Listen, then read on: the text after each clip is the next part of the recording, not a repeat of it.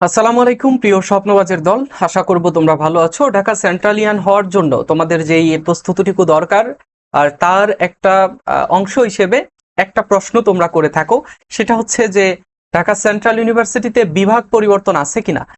Dhaka central ইউনিভার্সিটিতে বিভাগ পরিবর্তন নেই, তবে তোমার বিভাগ পরিবর্তন করে ভর্তি হওয়ার সুযোগ রয়েছে। কিভাবে সেটুকু একটু বলবো।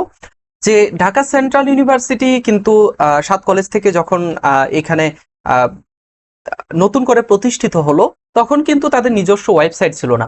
গত বছর থেকে 24-25 শিক্ষাবর্ষ থেকে এখন পর্যন্ত তাদের কিন্তু এখন পর্যন্ত কোনো ওয়েবসাইট নেই। ওয়েবসাইট রয়েছে একটা, সেটা হচ্ছে বুয়েটের বুয়েটের যেই ওয়েবসাইট রয়েছে, সেই ওয়েবসাইট থেকে কিন্তু তারা ভর্তি কার্যক্রম, বুয়েট একটা নতুন ওয়েবসাইট তৈরি করেছে ঢাকা সেন্ট্রাল ইউনিভার্সিটি নামে, এবং লোগোটা তাদেরই রয়েছে। সেই ওয়েবসাইট থেকে কিন্তু ঢাকা সেন্ট্রাল ইউনিভার্সিটি তাদের ভর্তি কার্যক্রম চালিয়েছে।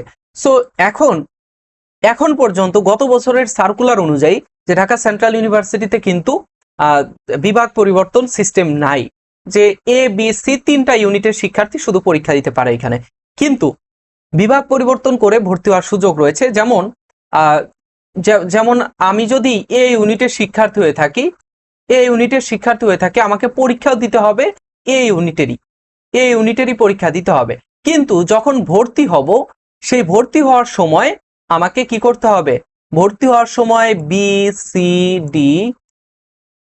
বি সি এই তিনটা ইউনিটের সাবজেক্টেই আমার চয়েস দেওয়ার সুযোগ থাকে। ঠিক আছে, আমার কিছু শর্ত দেওয়া থাকে, কিছু যোগ্যতা দেওয়া থাকে, যে যোগ্যতাগুলো বা শর্তগুলো পূরণ করার পরেই আমার ওই সাবজেক্টে আমি এলিজিবল হয়ে যাই সাবজেক্ট চয়েস দেওয়ার জন্য। তো ওই সাবজেক্টে মনে করো আমি এই ইউনিটের শিক্ষার্থী, আমি ভর্তি হতে চাচ্ছি বি ইউনিটের কোনো একটা সাবজেক্টে। পরীক্ষা আমাকে কিন্তু এই ইউনিটেই দিতে হবে, কিন্তু আমি ভর্তি হতে চাচ্ছি বি ইউনিটের কোনো সাবজেক্টে, রাষ্ট্রবিজ্ঞান সাপোজ ধরলাম, যে এই বি ইউনিটে আমি ভর্তি হব। তো এখন তোমাকে যখন তুমি সাবজেক্ট চয়েস দিবা, তখন এ বি সি 3টারই যে যত সাবজেক্ট রয়েছে, সেগুলো তুমি সাবজেক্ট চয়েস দিতে পারবা। কিন্তু ওই নির্দিষ্ট কিছু সাবজেক্টের উপরে কিছু তোমার শর্ত রয়েছে, সেই শর্তগুলো পূরণ করলে তুমি ওই সাবজেক্ট চয়েস দিতে পারবা।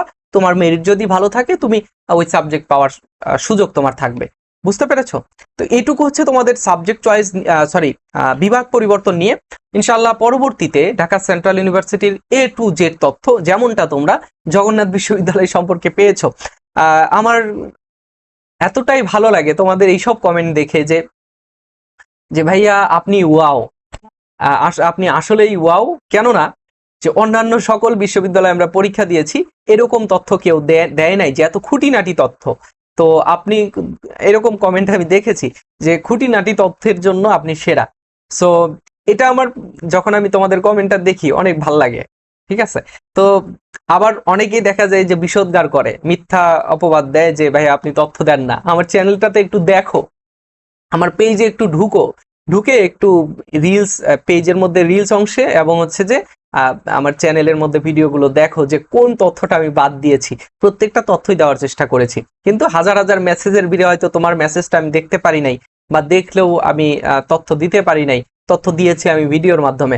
সো এরকম তথ্য ইনশাল্লাহ তোমরা ঢাকা সেন্ট্রাল ইউনিভার্সিটি সম্পর্কেও পাবা।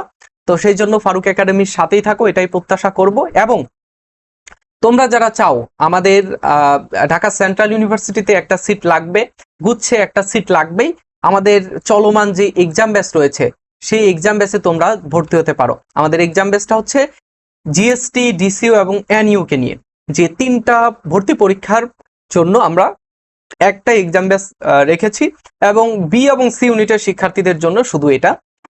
আমাদের এই এক্সাম ব্যাচে অনেক কিছুই রয়েছে, তোমরা বিস্তারিত জানতে পারবে আমাকে ইনবক্সে মেসেজ করলে। আমাদের এই এক্সাম ব্যাচের ফি হচ্ছে 199 টাকা। তোমরা জাস্ট এটা টাকা সেন্ড মানি করলেই আমি তোমাদেরকে সকল পরীক্ষার জন্য অ্যালাউ করে নিব ইনশাল্লাহ।